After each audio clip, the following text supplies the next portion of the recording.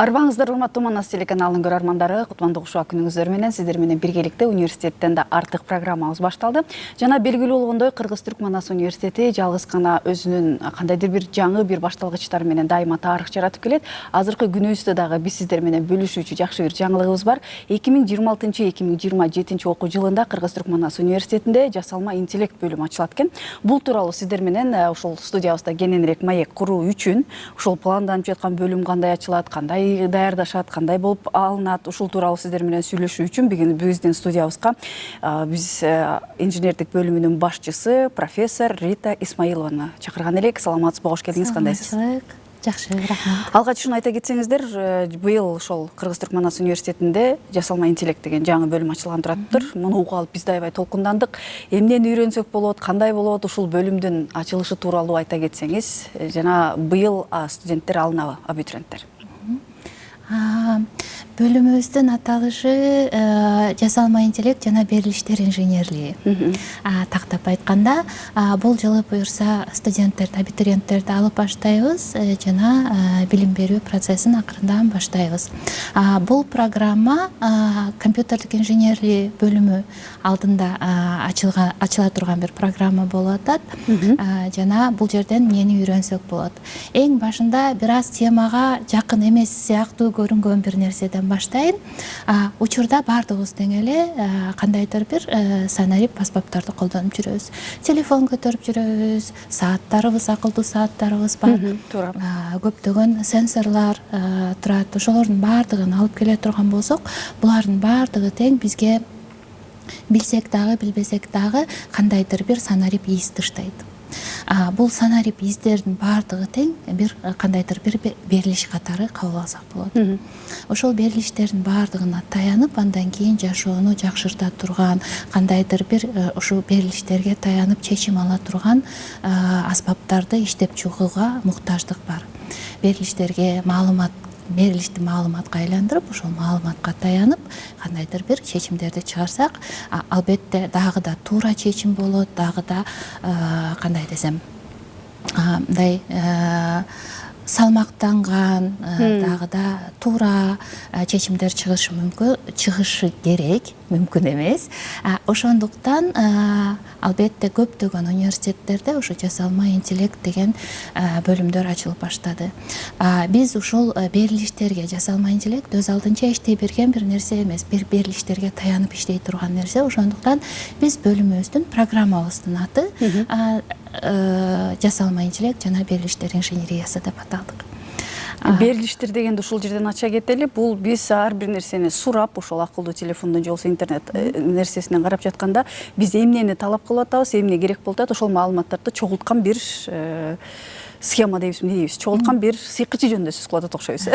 Ошо терминологияда, ошо компьютердик инженерия багытындагы терминологияда кичине мындай түшүнбөстүктөр дагы эле бар. Көбүнчө учурларда биз маалымат деп айтканыбыз бул иштетилген кандайдыр бир мааниге ээ болгон нерсе маалымат деп аталат. Бирок иштете электе орусча айтмакчы данные деп коет го, дата. Data science деген ошол жактан чыгып келген. Дата дегенибиз берилиштер. Ошол берилиштер чийки берилиштер деп дагы айтсак болот. Ошол берилиштер топтолуп келип туруп, анан кандайдыр бир аналитика жүргүзүлүп, анализ жүргүзүлүп, ошол анализдин негизинде анан маалымат келип чыгат. Ошондуктан биз бул жерде берилиштер инженерлиги дегенибиз берилиштерге таянып, ошолорду кандайдыр бир аспаптар менен, статистикалык, компьютердик, алгоритмдик аспаптар менен иштеп чыгып, маалыматка айландырып, анан ошол маалыматка негизделип, бизге кандайдыр бир кайра эле компьютер терминологиясын колдоно турган болсом, аутпут чыгарып берген багыт десек болот, ошол жасалма интеллект багыты болуп калат. Демек, быйыл ушул окуу жылында Кыргыз-Түрк Манас университетинде та ушул багытка абитуриенттер кабыл алынып баштайт экен да. Ооба, буюрса кабыл алып баштайбыз. Ал эми ушул биз бүгүн сөз кылып жаткан жаңы бөлүмдүн ошол башка IT багытындагы бөлүмдөрдөн айырмасында сиз сөзүңүздүн башында айтып өттүңүз, эми бул жерден кененирээк токтолуп өтсөңүз. Анткени IT деп биз көп угабыз аябай. Жалпысынан ошо IT тармагын ала турган болсок, жалпысынан ушул тармак компьютер билими деп аталат. Компьютердин ичинде андан кийин аябай мындай кандай десек аябай гениş бир кенен бир багыт болуп эсептелинет. Анын ичинде ошо компьютерлардын аппараттык жабдыктары бар. Андан тышкары программдык жабдыктары бар. Жалгыз гана компьютердик технологиялар ушу биз билген компьютер менен чектелбейт. Тармактар бар, компьютер тармактары, эң чоң тармак катары биз билген интернет бар. Ошолордун баардыгы тең ушу компьютер элементинин ичине кире берет. Эми жасалма интеллект булардын баардыгына кандай тиешеси бар дей турган болсок, кайра эле ошол берилиштердин баардыгы тең компьютердик кандайдыр бир аспаптар. Биз компьютер деп жалпысынан компьютер дегенде жалгыз гана компьютерди тааный беребиз го, бирок ошол эле компьютердик технология, компьютердин аркасындагы ошол эле операциондук система, ошол эле программалар, тиркемелер, алардын баардыгы тең кандайдыр бир программалоо тилинде жазылат. Ошондуктан компьютердик инженерия багытында биз жалгыз гана компьютер менен иштебейбиз, телефондор менен иштейбиз, жада калса ошол муздаткычтар, акылдуу жанагы робот пылесостор, ошондой жардамчылар баардыгы биз үчүн кандайдыр бир ошо программдык жабдык менен иштеген бир аспаптар, ошолордун баардыгы менен тең эле иштей бере турган бир багыт. Анан жана айтып кеткендей, ошолордун баардыгы тең кандайдыр бир берилиштерди топтоп келет.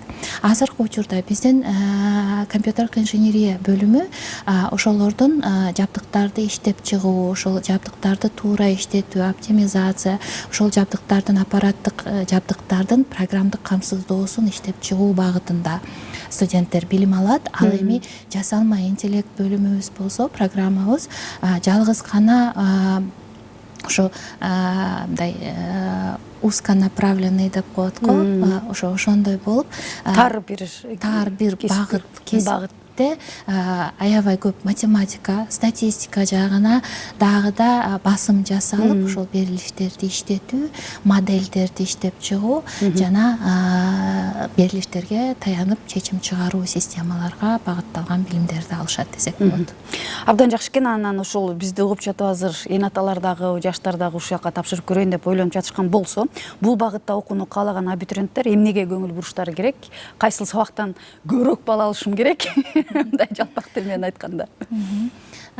Жалпысынан айтканымдай, жанагы берилиштердин баардыгын тең иштеп чыгууда көбүнчө учурларда жалпысынан эле математика аябай көп колдонулат. Ошондуктан математикага басым жасоо керек.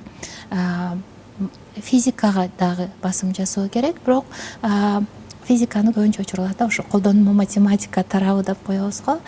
Ошондуктан математика дагы билими күчтүү боло турган болсо, анда биздин бөлүмгө оңой өтө ала туруу мүмкүнчүлүгү бар деп ойлойм. Анан ушул сиз айтып өтпөдүңүзбү, мындай башка айтиде мындай болот, андай болот деп аябай айтып өттүңүз го. Анан ушул Кыргыз-Түрк Манас университетинен так ушул бөлүмүн эмнеге тандашы керек? Артыкчылыктары кандай? Өзгөчөлүктөрү кандай, мүмкүнчүлүктөрү кандай, ушулар тууралуу айта кетсеңиз. Эң эле негизги өзгөчөлүгүбүз биздики ушу окутуу программасы деп ойлойм. Анткени окутуу программасын түзүп атканда биз дүйнөдөгү алдыңкы университеттердин окутуу программасын карап, анализдеп, ошолордун синтезин кылып, анан эң жакшы бир программаны өзүбүз албетте иштеп чыктык деп ойлойм. Бул жерде жалгыз гана ошо математика багытынан баштап программалоо тилдери, берилиштер базалары, негизги ушу керектүү жалпы эле IT адиси болуп чыгыш үчүн керектүү сабактардан баштап, андан кийин жанагы кош ушу жасалма интеллект багытына өтөбүз. Жасалма интеллект багытында дагы негизги алгоритмдар, кандай нерселерге таянып, кандай кылып модель түзсөк болот. Андан кийин ошол жагын үйрөткөндөн соң биз негизги жанагы билим берүү программасында трек деп коет го. Ошол тректерди дагы иштеп чыктык. Мисалы, ошо акылдуу буюмдар тарабына кетсе болот. Андан кийин биоинженерия, ошо медицина жакта жасалма интеллектти иштеп чыгуу үчүн дагы бир трек иштеп чыктык. сүрөттөр менен иштөө, аудио менен иштөө, видео менен иштөө деген сыяктуу атай трек иштеп чыккан үчүн биздин программа уникалдуу деп айтсак болот. Анткени айтып кеткенимдей көптөгөн алдыңкы дүйнөдөгү университеттердин программаларын карап чыктык, алардын кемчиликтерин, артыкчылыктарын анализ кылып чыктык дагы өзүбүздөн ошо Кыргызстанга керектүү, жалгыз гана Кыргызстанда эмес, IT тармагы мындай дүйнөгө ачык өнүгүп аткан бир багыт, жанагы чектерди эч эске албаган багыт десек болот, мамлекеттик жана чектерди. Ошондуктан баардык мындай карьераны каалаган багытында түзүп кете ала турган бир программаны түздүк десек болом. Абдан жакшы экен. Сизди айтып угатып, мен кайрадан башынан окугум келип кетти да. Анан айтсаңыз, негизи эле биз билебиз, Кыргыз-Туркманстан университети бул Кыргызстандагы акысыз билим берип келген жогорку окуу жай, жалгыз гана. Жана ошондой эле менин оюмча биздин бул сиз айтып өткөн жаңы эле тааныштырып жаткан жаңы бөлүмүбүздүн студенттеринин практикалык жактан иш аракеттерин алып барыш үчүн дагы шарттар түзүлсө керек да.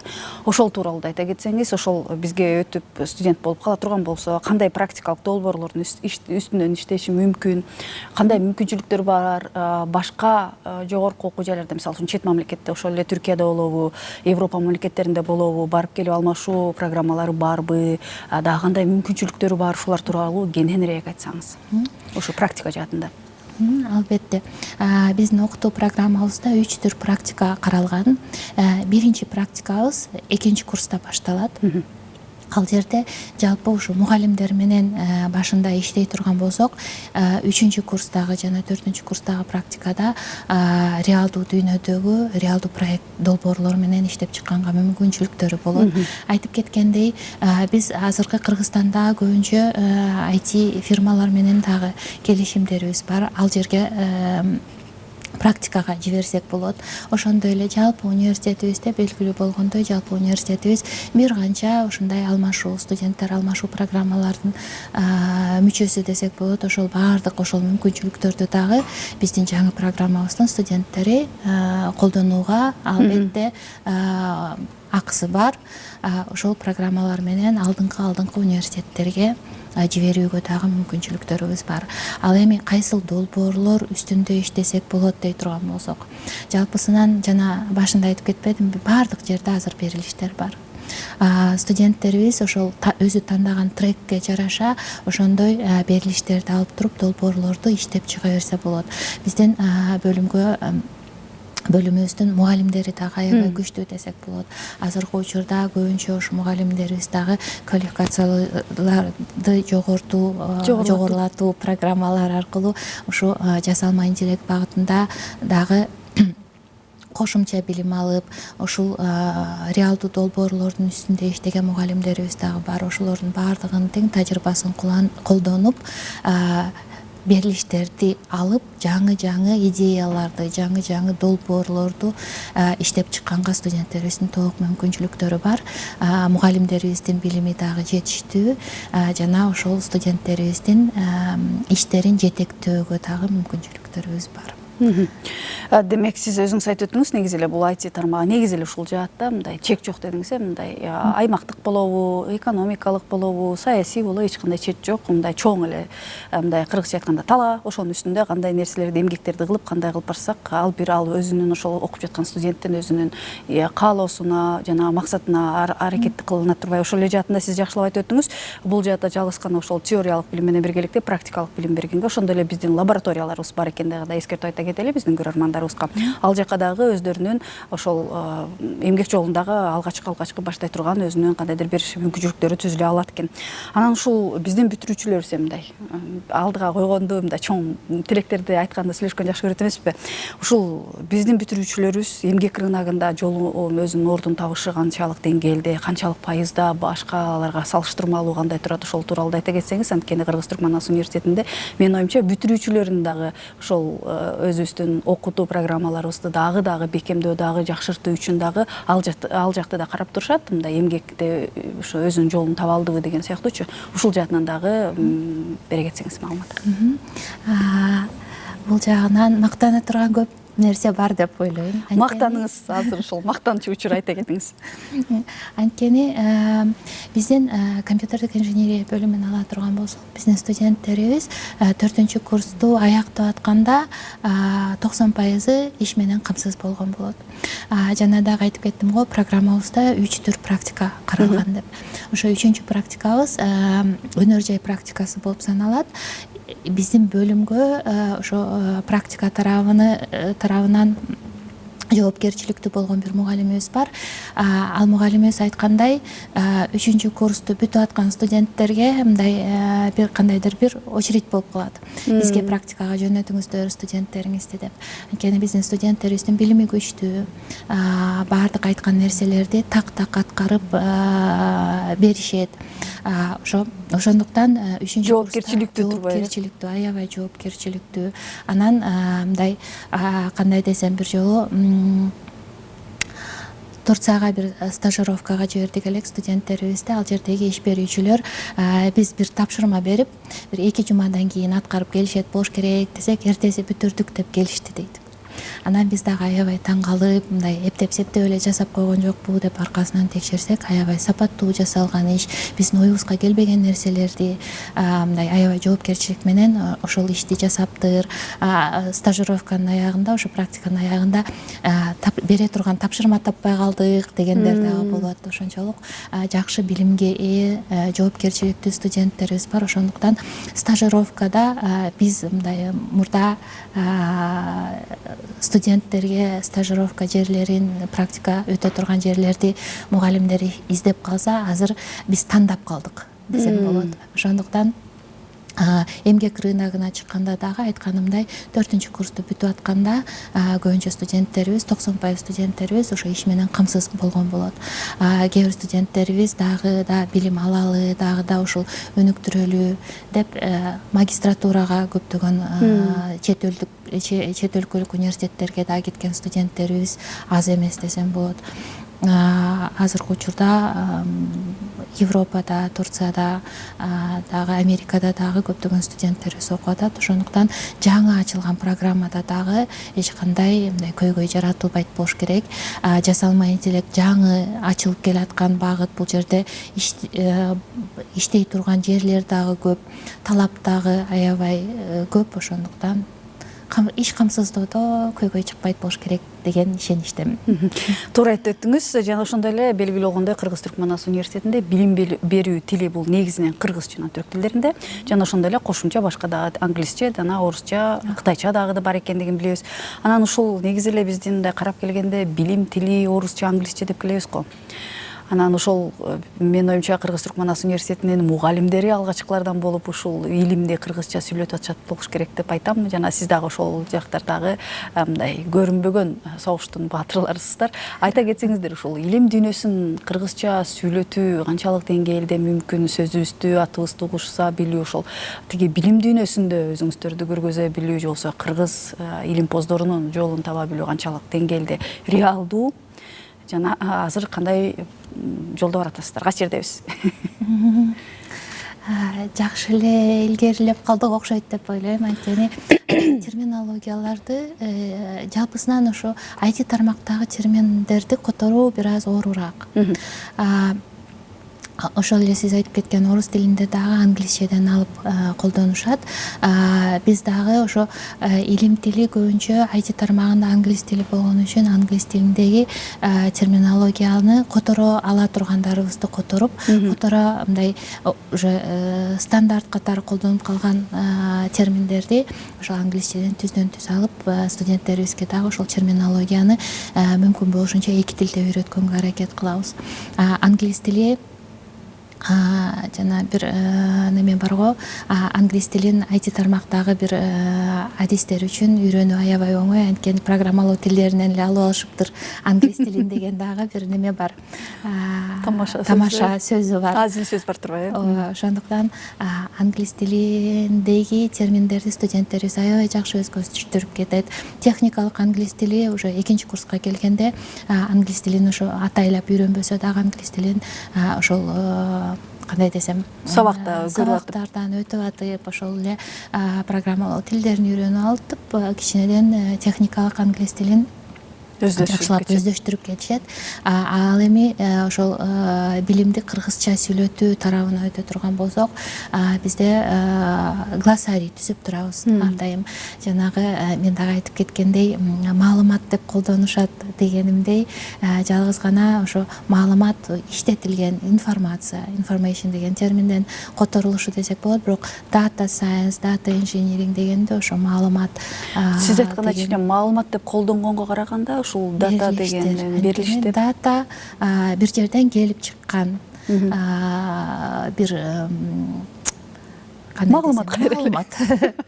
Бирок иштетилбеген нерсе, ошондуктан берилиштерден андан кийин иштетип маалыматка айландырып алсак болот. Ушундай сыяктуу терминологияны акырындан өздөштүрүп, акырындан ушу глоссарийлерди түзүп, сөздүктөрдү түзүп, ал жакта дагы бөлүмүбүздүн салымы бар деп айтсам болот. Ал эми өзүңүздөрдүн илим жолдоруңузда анткени профессор болдуңуз, куттуктайбыз. Дагы да алдыда академик болорсуз балким. Ошон үчүн ушул илим чөйрөсүндө кыргыз тилини мындай колдонуу канчалык деңгээлде реалдуу, ушулар тууралуу айта кетсеңиз. Албетте, илим чөйрөсүндө албетте терминологияны өз тилибизде сабак бергенибиз албетте аябай маанилүү. Өз тилибизде ошо өздөштүрүп, канчалык жакшы студенттерибиз ошону жакшы колдоно алса, ошончолук жакшы деп ойлойм. Илим тилине келгенде жалпысынан ошо илимий макала тараптарын карай турган болсок, илим тили IT багытында англисче бойдон калууда. Англис тилин өздөштүрүү биздин ушу бөлүм үчүн, мугалимдерибиз үчүн дагы аябай маанилүү нерсе. Мугалимдерибиз бардыгы тең билет десек болот. Албетте илимий макалаларды кыргызча дагы жазганга аракет кылабыз. Анткени ушул терминологияны Кыргызстанда жалпы отурукташтырып, жалпы бир стандарт катары колдонулуп, бул ар кандай азыркы учурда чындап эле ар кандай терминдер колдонулуп келет. Ошолордун баардыгын тең бир стандартка алып келип, баардык университеттерде ошол бир терминология менен колдонууда негизи эле биздин жашообузда дагы. Ооба, иштеп чыксак ошол аябай сонун болмок. Анткени айтканымдай терминология мындай башкача боло берсе өнүгүү дагы мүмкүн эмес. Эки адис, эки башка университетти бүткөн адис бир нерсени айтып атып, бирок башка терминология менен айта берсе, бири-бирин дагы түшүнбөй калышы мүмкүн. Ошондуктан албетте бул жаатта дагы биздин мугалимдер иш алып барып атат. Ошол терминологияларды отурукташыш үчүн жазган илимий макалабызды кыргызча дагы жазганга аракет кылабыз. Ошо терминологияны айтып кеткендей отурукташтырыш үчүн. Жалпысынан албетте кыргыз тилинде дагы илим алып барсак болот. Илимий макалалар жазсак болот, студенттерге терминологияларды үйрөтүп, жана ошол эң негизгиси ошол жаңы ачыла турган жасалма интеллект багытына келе турган болсок, жасалма интеллекттин жана айтып кеткендей башка багыттары бар дедик. Башка багыттары болгондо кээ бир багытта мисалы ошол сүрөттөрдү иштетишибиз мүмкүн, видеону, аудио, ошол аудиого келгенде чоң тилдер модели деген бир багыт бар. Ошол эле мода болуп баштаган ChatGPTден башталды жасалма интеллекттин модасы. Ошол ChatGPTнин сүйлөп адам баласы катары ошого окшоштуруп сүйлөп баштаганда, ошол чоң тилдердин модели аябай маанилүү бир ролго ээ. Ушул жасалма интеллекттин ушул багыты десек болот. Эми кыргыз тилге келгенде азыркы учурда өкүнүчтүү тарабы ошо кыргыз тилде чоң тил модельдери иштелип чыга элек. Бул багытта дагы албетте биздин мугалимдер ошо филология бөлүмү менен кошо ошол чоң тил моделин иштеп чыкканга дагы кыргыз тили үчүн аракеттер жасалып атат. Мурдадан бери албетте тил корпусу деп коет. Ар бир тилдин мисалы кыргыз тилдин ар бир сөзүнүн анализин, морфологиялык ошо анализин жасап туруп, ошолордун баардыгын тең бир берилиштер базага киргизип чыгып туруп, машина түшүнө ала турган бир форматка өткөрүшүбүз керек. Ошол форматка өткөрүү боюнча биздин бөлүмдө дагы иштер жасалып келаткан, азыр дагы ошо айтып кеткендей филология бөлүмү менен жасалма интеллект, ошол эле Алиса болобу же жанагы Кытайда биздин Кыргызда Акылай бар, Айран бар, ошол сыяктуу программалар, мисалы булардын баардыгы тең келип туруп тил корпусу түзүлөт. Ошол тил корпусуна негизделип, андан кийин жасалма интеллект кыргызча сүйлөп баштаганга мүмкүнчүлүгү болот. Ошол эле акылдуу арабалар келип атат азыр. Алардын баардыгы тең орусча сүйлөп атат, англисче сүйлөп атат, кытайча сүйлөп атат, жаңы алып келип атканда. Бирок азыркы учурда ошону кыргызча сүйлөткөнгө мүмкүнчүлүгүбүз жок. Анткени ошол жасалма интеллект үчүн база болуп бере турган берилиштер жетиштүү эмес. Бул багытта дагы ошо жумуштар аткарылат деп ишенем. Жаңы биздин ошол бөлүмгө келүүчү абитуриенттердин, студенттерибиздин иши көп экен да. Абдан көп. Анда биз ишсиз калбайт деп коркпой эле койсок болчудай окшойт. Анан ушул жерден дагы айта кетсеңиз, Рита эже, бул жасалма интеллектти колдонуп, азыр биз сиз айткандай көп колдонуп калбадыкпы? Ошону колдонууда эмнеге көңүл бурушубуз керек? Анан ошол жасалма интеллектте мындай этикалык жоопкерчиликтер тууралуу айта кетсеңиз. Айти адиси катары эмес, жалпы калк катары. Жасалма интеллект негизинен жанагы айтып кеткендей, ошо чоң тил моделдерин үйрөтүп атканда көптөгөн маалымат булактары колдонулат. Ал маалымат булактары туура болушу мүмкүн, туура эмес болушу мүмкүн. Мисалы, кээ бир модельдер жалгыз гана илимий маалыматка таянып үйрөтүлүп чыккан модельдер, кээ бирөөсү жалпы ушу маалымат. Ошондуктан жасалма интеллектти колдонуп атканда 100% албетте ишене албайбыз. Анткени адамдар жараткан, жана user generated data деп коебуз, ошо адамдар жараткан берилиштерге таянат. Адам баласы туура эмес маалыматты берип коюш керек. Жасалма интеллект аны жалгыз гана статистикалык мындай аябай албетте салыштырып көрбөйбүз, статистикалык татаал статистикалык анализдер десек болот негизинде. Ошолордун негизинде жалгыз гана иштетип канча жолу жолугуп атат деп туруп, ошол маалыматты эле бизге мындай адам баласы сүйлөгөн сыяктуу кылып чыгарып берип коет. Бирок аркасында кандай маалымат жатат, кандай берилиштер жатат, ошол аябай маанилүү. Мисалы, ошол эле ChatGPT'нин жардамы менен диплом жазганга аракет кылган студенттердин саны өсүп атат деген мындай көйгөйлөр чыгып атат десек болот. Ошол жерде жасалма интеллект жазган эмнеден билип атышат? Жана булактар тизмеси барго, колдонулган булактар тизме. Ошол жерде эч болбогон, дүйнөдө жок болгон булактарды кошуп кетип атат. Ссылка кылып көрсөтүп коюп атат. Эмне үчүн ал болуп атат? Анткени жасалма интеллекттин аркасындагы алгоритм ошондой иштейт. Ал алат дагы берилиштерди бул жерден алып топ туруп, синтез кылып туруп чыгарып берип коет. Жалгыз гана маалыматты гана эмес, ошо булактарды дагы ошол эле алгоритм менен бизге генерациялап чыгарып берип коюп атат. Андай булактар жок. Ошондуктан тил модельдерин караганда ошол эле OpenAI фирмасынын ChatGPT ал кандай маалыматтарга таялып ошол моделин иштеп чыкты. Антропиктин мисалы модельдери бар. Ал эмнеге таянып иштеп чыкты, ошол маанилүү. Суроо берип атканда дагы ошол эле чат-боттор бизге эмне дейт? Маалыматты кайра текшериңиз дейт. Анткени аркасындагы болуп аткан маалыматка өзү да ишенбейт. 100% ишенич жок. Анткени айтканымдай эле эмне кылат? Бар маалымат эле синтездеп туруп анан чыгарып берип кое бериши мүмкүн. Ошондой көйгөйлөр бар. 100% албетте ишенбейбиз. Ал жердеги болгон маалыматты кайрадан текшерип чыгышыбыз керек. албетте өзүңүз берген маалыматтарды, өзүңүз берген берилиштерди ушуну анализдеп бер десе, аркасындагы аспаптар менен сиздеги колуңуздагы маалыматтарды, берилиштерди анализдеп бергенде жасалма интеллект аябай жакшы, аябай ийгиликтүү анализдерди жасап бериши мүмкүн. Бирок башка жерлерден таап, жалпы мындай пикир сураганда, жанагы мен айткандай туура эмес маалымат чыгып келиши мүмкүн. Ошого аябай көңүл бурушубуз керек.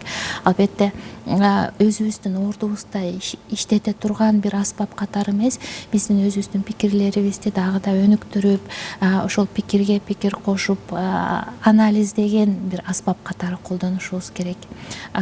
Биздин ордубузга эмес, бизге жардамчы катары колдонгондо, ошондо жасалма интеллекти мындай пайдалуу колдонулушу ушул эле жолдо болот болуш керек деп ойлойм.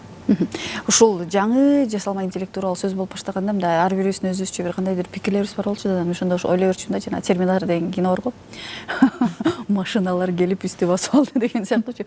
Ошондой сыяктуу болушу мүмкүнбү деп ойлонгонбуз. Андан кийин жасалма интеллекти канчалык көп жерде колдонулуп баштагаларын көрүп алып туруп, адамдар ишсиз калат экен деп ойлонуп баштадык. Ал эми негизинен бул жасалма интеллект сиз айткандай адамга жардамчы катары колдонулуучу нерсе.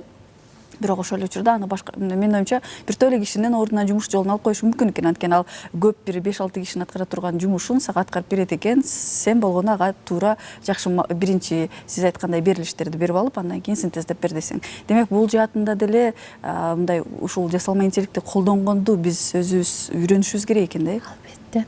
Маалыматты. Бирок ишибизди алып коет дегенге мен көп ишенбейм.